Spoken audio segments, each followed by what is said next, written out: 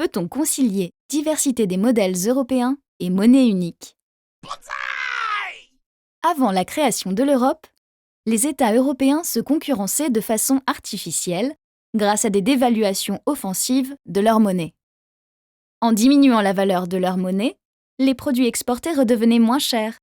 Ils gagnaient ainsi en compétitivité. Aujourd'hui, avec l'euro, il n'y a plus qu'une seule politique monétaire pour tous les États et donc un seul taux de change. Cependant, ce taux doit pouvoir correspondre aux intérêts de tous les pays de la zone euro. Pourtant, au sein de l'Europe, il existe plusieurs États et donc plusieurs modèles de fonctionnement. Individuellement, ces modèles ont un sens.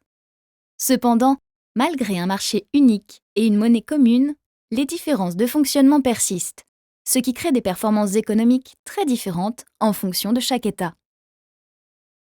Aujourd'hui relativement élevé, le taux de change de l'euro rend les produits européens chers à l'exportation.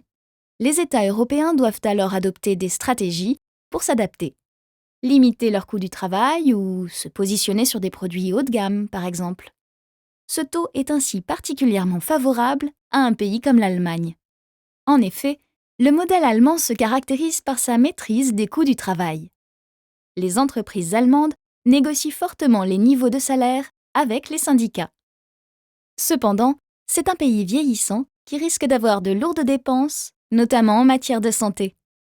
Le modèle nordique, quant à lui, se caractérise par de fortes dépenses sociales, qui sont compensées par un marché du travail flexible.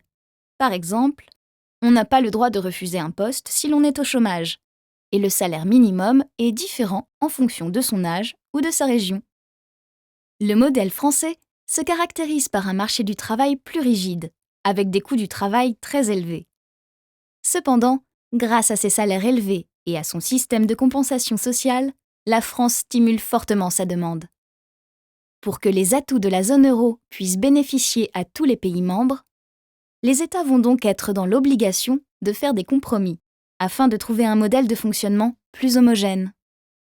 Par exemple, l'Allemagne pourrait se rapprocher des autres économies en stimulant sa demande, et la France et l'Italie pourraient s'aligner sur la rigueur germanique ou instaurer plus de flexibilité sur leur marché du travail.